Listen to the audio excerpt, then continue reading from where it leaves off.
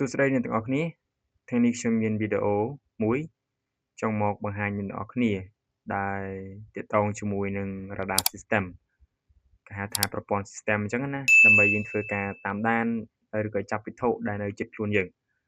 អញ្ចឹងដំបូងឡើយអឺឧបករណ៍ដែលយើង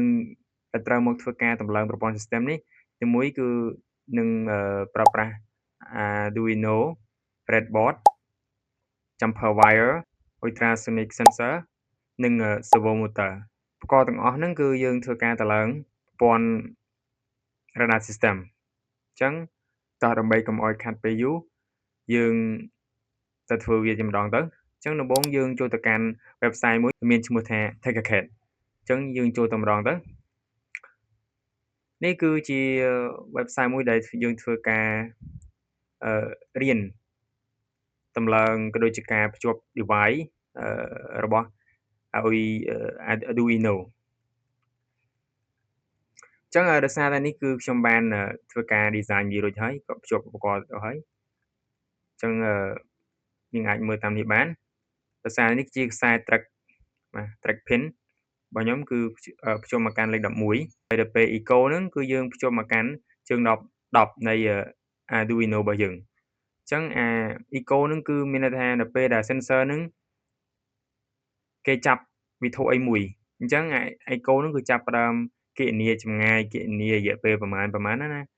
បីឲ្យដើម្បីគណនាមើលអូខេអាហ្នឹងជា eco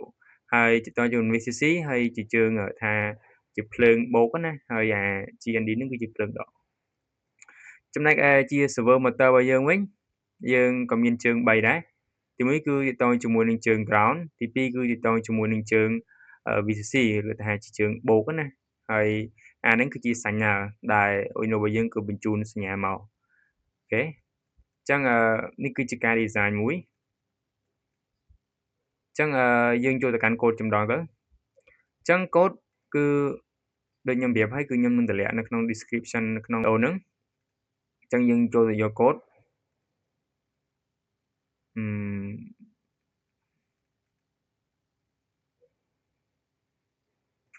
្ចឹងយើងគាត់ទៅ copy មក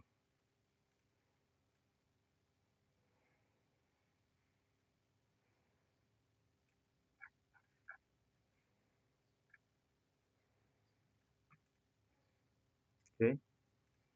ផាសតោះឥឡូវនេះយើងរ៉ាន់ code ហ្នឹង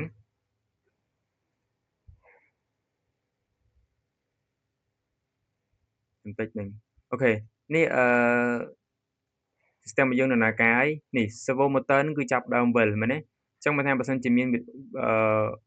បើសិនជាមានឧបករណ៍ដែលនៅជិតៗយើងគឺ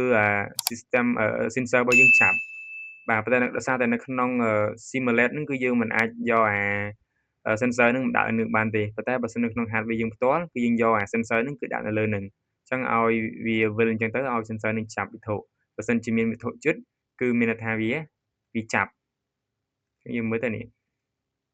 គណនាចម្ងាយប្រមាណសង់ទីម៉ែត្រអូខេប្រមាណសង់ទីម៉ែត្រយើងកំណត់ហើយនេះអូខេនេះជាដំណើរការមួយរបស់radar system អូខេ radar system អញ្ចឹងយើងទៅមើលនៅក្នុង hardware ម្ដងថាយើងភ្ជាប់វាយ៉ាងម៉េច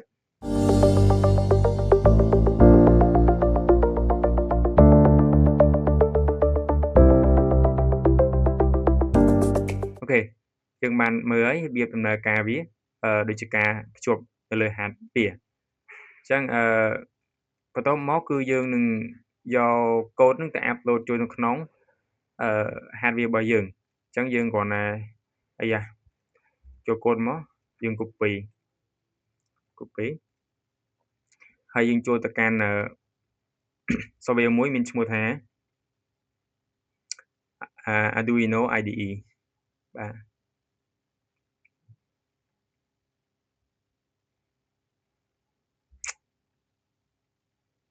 ចាំតិចអ្នកនរ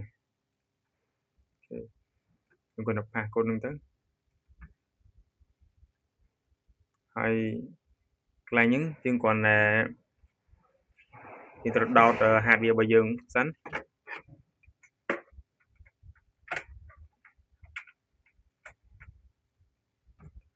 từមកយើងនឹង select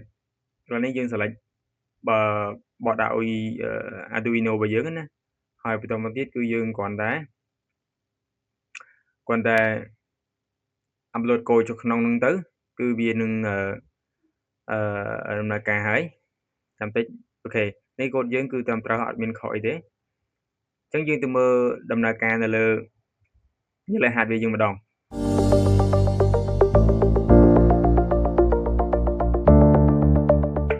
អូខេបន្ទាប់ពីយើង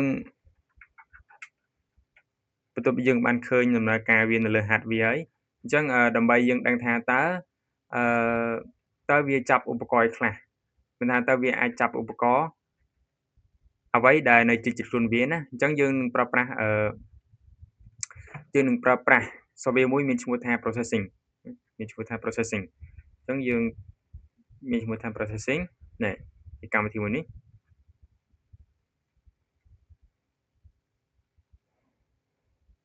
កម្មវិធី processing ហ្នឹងគឺមានថាយើងជាដើម្បីយើងមើលថាតើ radar system របស់យើងឬក៏ sensor របស់យើង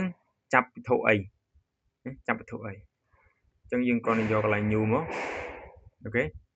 ហើយ code វាគឺខ្ញុំបានដាក់នៅក្នុង description ខាងក្រោមវីដេអូមួយនេះឯងអញ្ចឹងយើងចូលទៅយកទៅ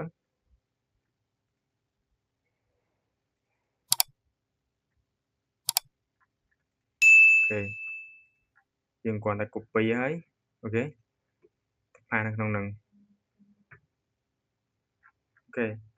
ហើយកន្លែងនេះយើងកែតិចទេគឺកែកន្លែង com នេះណា my port new serial disk com បាទយើងគ្រាន់តែយើងឲ្យដាក់ត្រូវជាមួយនឹង port com របស់ Arduino របស់យើងមកគឺ com លេខ 7 com លេខ 7អូ